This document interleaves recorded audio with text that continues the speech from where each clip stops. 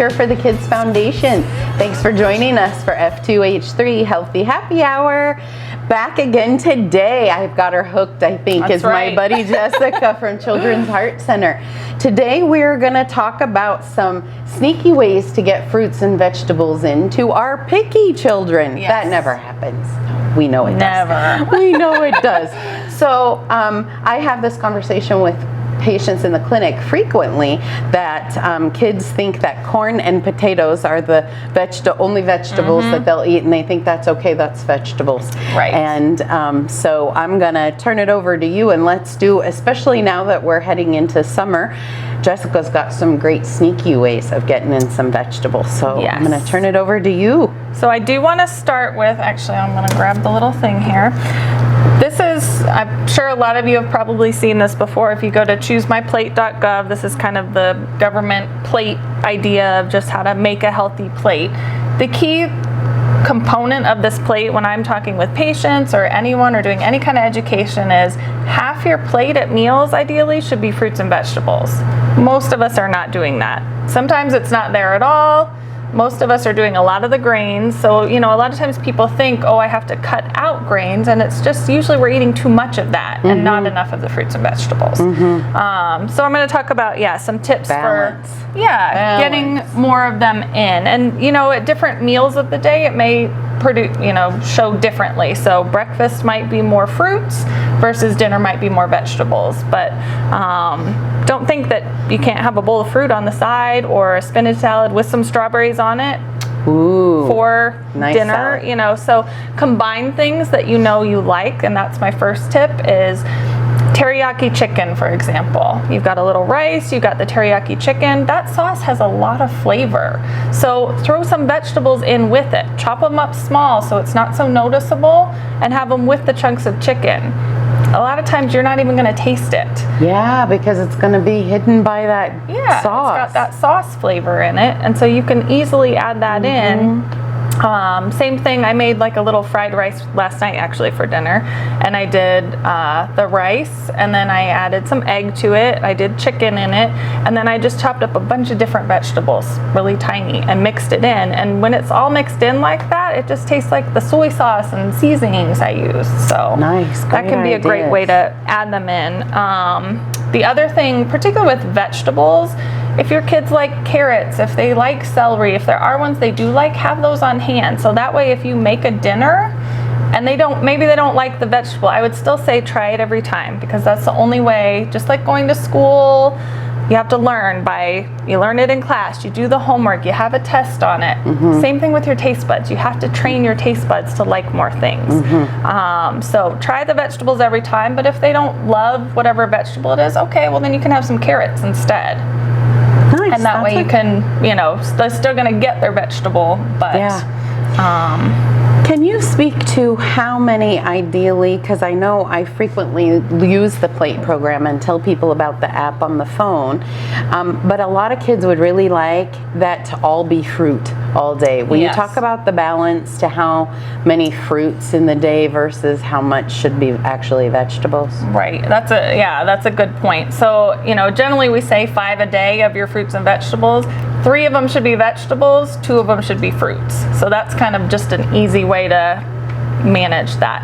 And something to keep in mind too, when you're talking about like a banana, 1 whole banana is actually 2 servings of fruit.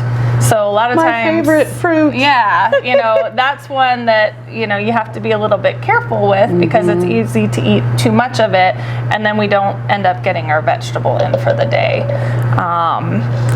I think if you kind of think that way, at least 3 vegetables a day, servings of vegetables a day, and at least 2 servings of fruit. Yeah, remember that all the fruit and not vegetables, there's still carbohydrates that you're getting from your vegetables, and the majority of your carbohydrates, I'd like to tell people, should be from things like a whole food like the vegetable instead of a processed food. So even the grains are going to give you carbohydrates, but don't forget, you're still getting good carbohydrates in the vegetables. The carbohydrates from the fruit, remember, if you excessively do it, your body still takes that and converts it into fat. So even though people are saying, how can I get fat on bananas when they don't have fat in them? Your body will turn a banana into fat. So yes, and that, yeah, the sugar, or excuse me, the fruits are just a lot more sugar than our other vegetables. And like you were saying earlier, the potatoes and corn, those are more starchy vegetables as well. So they actually count more as a grain. Yeah. So you want to be talking about 3 servings of green leafy vegetables, and think about all the colors. And the other benefit to, you know, like right here, we've got green spinach, red strawberries, and a yellow banana. That means different vitamins, different minerals. So the more colors we're getting, the more vitamins and minerals we're getting. And that's more antioxidants and all different kinds of nutrients we need. Nice, nice. And you know, one thing too, fresh is best, of course, because then, you know, it's not processed at all. Frozen, they're flash freezing it at the peak of ripeness, so that's fine. Vegetables, be careful that you're not buying ones with added sauces and things like that, because that can take away some of the nutrients there and add other stuff that you don't need. Sodium. Yes. Yeah. And then canned goods. But honestly, a canned vegetable, if that's what you can afford right then, if that's what is available, it's still a vegetable. It's better than no vegetable. Exactly. Choose the low sodium versions. A lot of, you know, fortunately now there's a lot more options for things like that out there. You want to look for the word low, because if it says reduced sodium, less sodium, it has less than the original, but maybe not low enough. It's that tricky way of doing a label. Yep. Remember, we've talked about labels before. Remember those tricks of the labels. It's all about the words, but you've actually got to read the box. You have to look for, okay, how many milligrams of sodium are on there. And that's where you can compare too. If you're looking at labels, even if you don't have a set number, you can say, okay, well, this one has 100 milligrams of sodium versus this one has 600 milligrams of sodium. Yeah. I know the 100 is going to be a lot better option. Yeah. And the other thing with that is you can rinse it too. So your canned vegetables, pour it in a strainer, rinse it. That's going to get off some of the sodium too. Oh, good. So good trick. A little bit. Other tricks for getting in more would be doing things, you know, in addition to adding to foods you already like, trying smoothies, especially for the vegetables. We think of smoothies as being for fruits. And when I say smoothies, I mean making it at home, not going and buying one at a smoothie place, because then a lot of times there's added sugars. Almost always added sugar. Yeah. So I've got a little sample here I'm going to put together. I've got frozen strawberries. The reason I use frozen fruit is because then I don't have to add ice cubes, but you could use fresh fruit and just add some ice cubes too. Trick about that is I often can't eat the bananas fast enough at home, even though it's my favorite fruit. I will peel these boogers and put them in the freezer, and then you use them as a frozen in your smoothie too. Yep. And I'm gonna just cut this banana maybe in half here. All right. And we'll put a few slices. One key here is adding fruits like banana. Banana has a very strong flavor. So the smoothie's gonna take on a lot of that flavor. Versus if you just did the strawberries, it's not as much of a flavor. And so you might get a little bit more of the vegetable taste in it. With the banana, you're not gonna taste the spinach, and that's the trick for kids. Oh, nice. So what about other things like, I'm picturing, besides spinach, which is a superfood, you could also do some of the baby kale, do the soft little, and hide it pretty easily. You'll have to be careful with the kale because of the little bit of bitter to it. One thing with that is take the stem off. Oh, only use the leafy part. And same with spinach. Usually your baby spinach are okay, but if you buy like the bigger spinach at the grocery store, take the stems off. The leafy part is not as bitter as the stem. Same with kale. Okay. Toss the stem and just use the leaves. Oh, good point. I'm gonna add some milk in here. This is just low-fat milk. You could do almond milk. You could do cashew milk. Yeah, you can do any soy milk, any kind of milk you want. I use low-fat versus whole, so it's a little less calories and a little less fat, but the little bit of fat and versus a skim milk helps with us feeling full. So when I'm doing this like for a breakfast or something, I actually want it to have a little bit of fat in it, so that way I'm going to feel fuller for longer. And if you've got a child or yourself with a lactose issue and you need to use the coconut milk, what about adding a little bit of avocado? Yeah. In there, avocado And that's in a another, smoothie is that's great. more fiber too. Yeah, yeah. Yep. Avocado is great. Other sources of protein, so you could also do, if you didn't want to do any milk products, you can do like a water and a protein powder. I tell people just get like a whey protein. You don't need one with all the extra junk in it. Just a plain whey protein. Good way to hide non-fat Greek yogurt that Yes. kids will never eat any other way. Yep, exactly. You can put the plain Greek yogurt in there. It's going to blend up, same thing. It's going to take on the flavor of those fruits.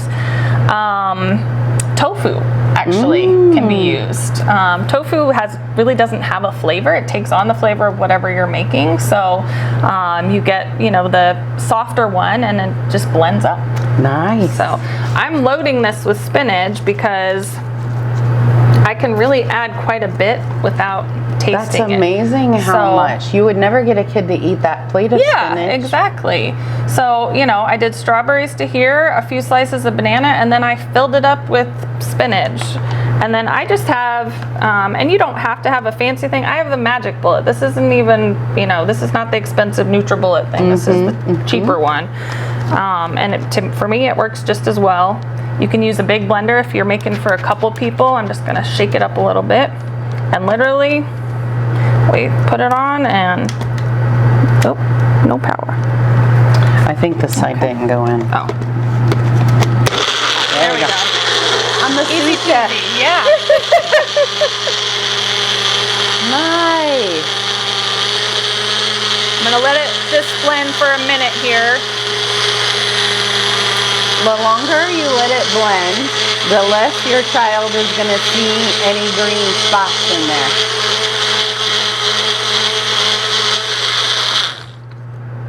All right. So you can see it's got a little bit of a green flavor. A way to hide that for kids would be put it in a colored cup. You can even do one that you drink it with a straw. Or to me, though, that looks beautiful because it's got red and green both in it. It makes it look like it's a birthday cake smoothie. And that's that's the a other new thing. fad. Name it. Yeah. Call it something fun. This is, if it's Christmas time, it's a Grinch smoothie. Yeah. If it's, birthday time or rest of the year, it's a birthday smoothie. And yeah, it's got all the different things in there. You can smell it. It smells like banana usually. Ooh, it smells divine. Yeah. So that's a good, easy way that we can add in some things. If you're looking, even with like when you're trying to add calories, so let's say you're using Pediasure and you need supplements for your kid.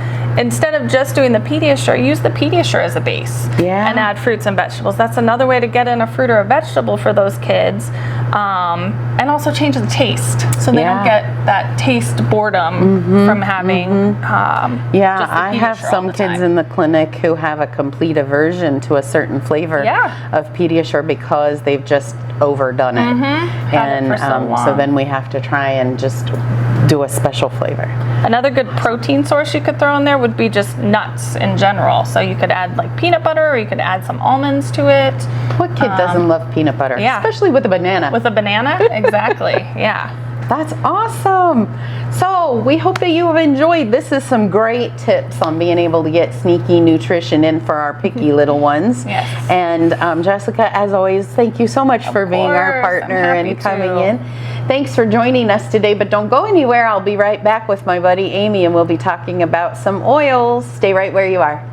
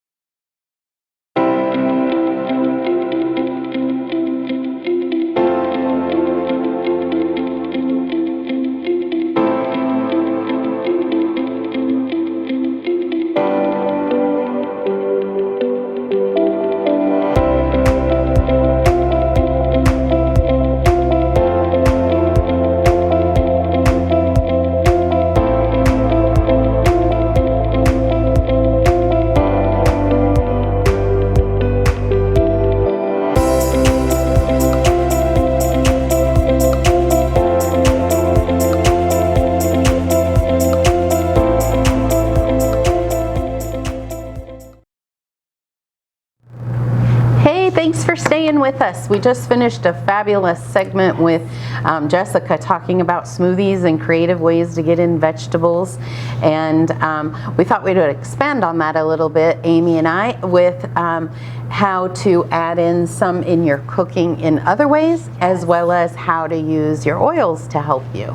Absolutely. So Amy has brought, of course, a beautiful array, and we'll talk not only about vegetables, but also ways to use oils in the smoothies as well. So I'm going to turn it over to you. Let's get started. Well, first off, I want a smoothie now. I know. That looks so good. It was so good. Oh my gosh, Jessica, I'm going to have to go home and get out some bananas and strawberries and make a smoothie with some spinach, because I love to make smoothies, but always forget to put in the green element. Yes. So that was amazing to me how much she could put in there. Yes, in that little cup. Yeah, she got a lot in there. I never think I have that much room. So anyway, with the smoothies, another element you can add if you want to add another flavor, but maybe you run out of room, is to add an oil to it.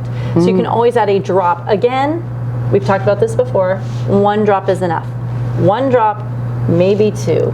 But do not overdo it. Oils are not something that you go, oh, more is better. More is not better. More is overpowering. I'll never forget the first time I made, one of the first times I used essential oils in my cooking, I was making guacamole. I said, oh, I need some lemon juice. So I'm going to put a little lemon in my guacamole, and it's going to be fabulous. Well, it ended up, it was lemon with a little bit of avocado. All you could taste was the lemon, because I think I put like 3 drops thinking more was better, and that was not the case. So do not think more is better. 1 drop is enough.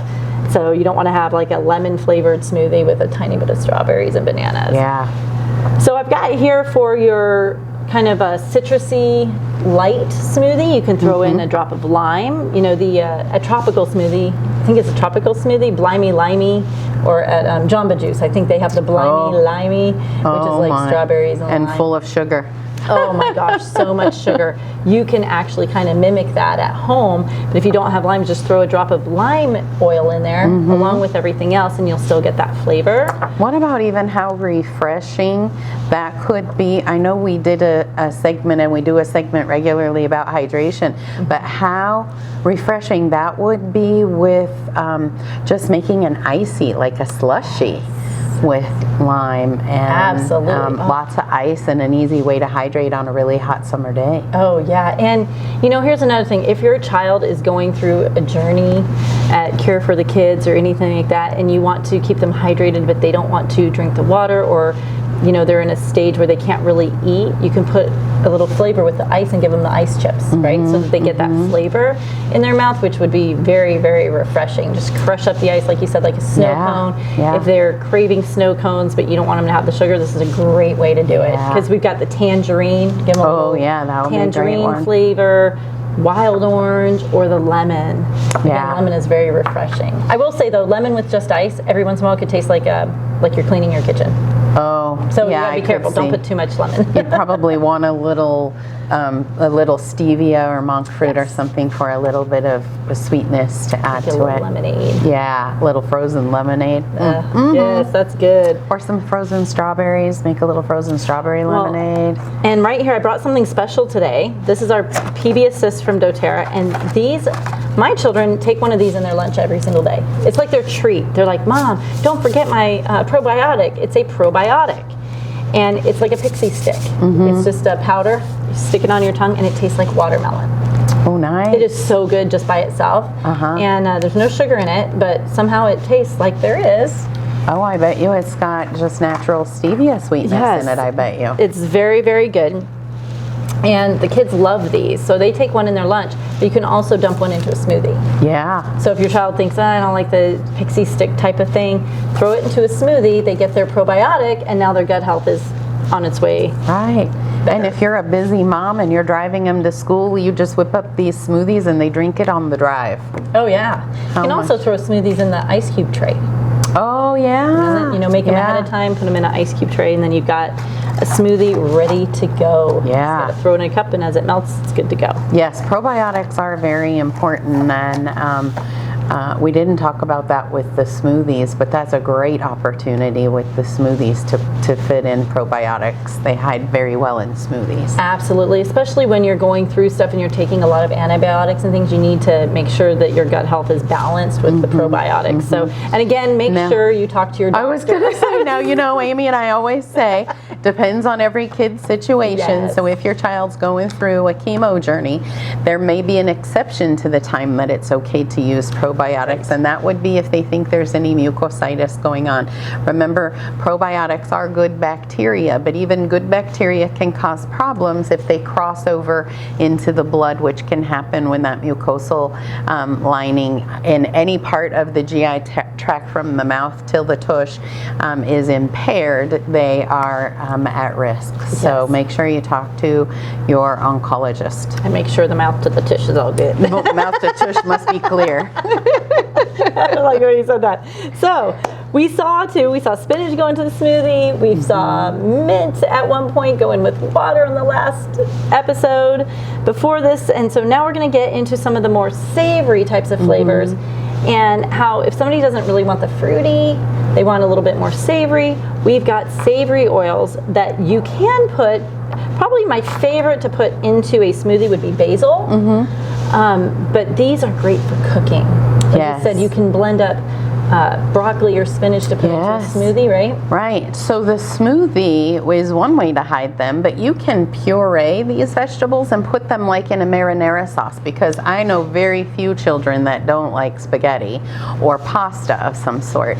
You can choose more of a whole grain pasta, and you can puree broccoli florets and put in there, which are a superfood, and they'll never know. They'll never taste it. It's well hidden, like Jessica and I had talked about before. Well hidden vegetables in sauce are a great way to sneak in vegetables. Absolutely. So, just like you know, I tried to go with the cauliflower rice and cauliflower potatoes, and my family was like, excuse me, what are you trying to do? And they did not like it. They did not like it. So, being sneaky like I am, I slowly transitioned. So I did regular mashed potatoes with about a quarter of cauliflower, and they didn't taste it at all. They thought it was fine. So then the next time I did a little bit more cauliflower and a little bit less potatoes. And so we're almost there. We're almost to the point where they're having just cauliflower and they have no idea. James and Juju, don't pay attention to this segment. Watch this. Don't watch this segment. But it was funny because trying to do a drastic change like that, people go, oh, it tastes just like mashed potatoes. No, it doesn't. No, I'm sorry, it doesn't. It tastes like my cauliflower. sister will tell you, Thanksgiving dinner, she's like, are you going to make me real potatoes? Yeah. But if you slowly transition and you try to get the texture just right, it's not as noticeable, and then all of a sudden their palate has changed and they're like, oh no, I don't taste cauliflower. They're like, oh, I'm so glad you stopped using cauliflower. Yeah, I didn't. Anyway, so you can use some of these oils we have. You mentioned pasta sauce. Oregano. Oregano is one of my favorite cold season oils. And oregano, by the way, is super strong. It is a hot oil. I'll tell you a story. One time a friend of mine, when I was first, by the way, this was 5 years ago when I was first learning about oils, I wasn't as educated. And this is why it's really important to get educated and knowledgeable about what you're using. A friend of mine had a cold sore and I said, hey, I heard oregano is great for your cold sore. Well, she just kept putting it straight on there like 3 times a day and burned her whole lip and mouth. Oh no. Because it's a hot oil and you don't feel it at first. She kept saying, well, that stings a little. I'm like, oh, it's supposed to. It's going to be good. That tingling, that's healing. Yeah, not good. I mean, it was like a sunburn on almost the whole side of her face. So please be very careful when you're using a hot oil. You always want to make sure it's diluted. It is good for cold sores, but you want to have it diluted with coconut oil or something else. You don't put it And a lot of the savory skin. oils are hot oils. Yes. So this never goes straight on the skin. 1 drop in marinara sauce, like in a big pot of marinara sauce, is enough. Or as you mentioned, the toothpick trick. Yes, use the toothpick trick. So just stick a toothpick in there and then stir your marinara with it. And oregano, the reason why I like it for cold season is why? Because it builds your immune system. It helps your body break down mucus and get rid of it. It has a whole slew of health benefits. Yeah, it really is amazing. I had no idea that oregano really is good for your immune system in that way. We've got fennel. Fennel is great, again, in pasta sauce. I use it, I make a homemade pasta sauce, and I always use fennel. And I got the recipe from my sister who used fennel seeds. And I didn't really like the actual fennel seeds in my pasta, so I started using the fennel oil, and it's amazing. It just has that flavor. I love fennel. Oh, it's so good. It does just smell so good. It just smells like an Italian restaurant, your favorite Italian restaurant when you walk in. Try the oregano with the fennel. So if you ever want to tease your family, throw these oils in the diffuser, but don't cook. You're right. Mom, it smells like pasta. I'm so excited to have spaghetti. And I'm like, no. Didn't cook. Sorry. Just kidding. Cumin, another great oil for cooking with. If you like Indian food, it's also, oh my gosh, it smells so good. It's also another great one for your immune system. Oh, smells like curry chicken to me right there. Yes. This is actually really, really good. If you put a little bit of cumin with some ground turkey, with some quinoa, and kind of mix that up, it's just got the greatest flavor. And like that's it. Doing a little lettuce wrap. Yes. And there you go. But in your ground turkey, you've hidden some pureed spinach. Yes.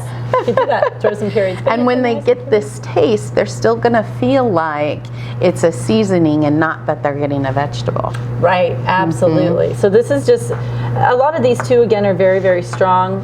And so if you are trying to hide vegetables, they definitely won't see or taste the vegetables. Again, we've got the basil, some marjoram, and then this I never knew, but I started wearing this as a perfume, the black pepper oil. I love the black pepper oil.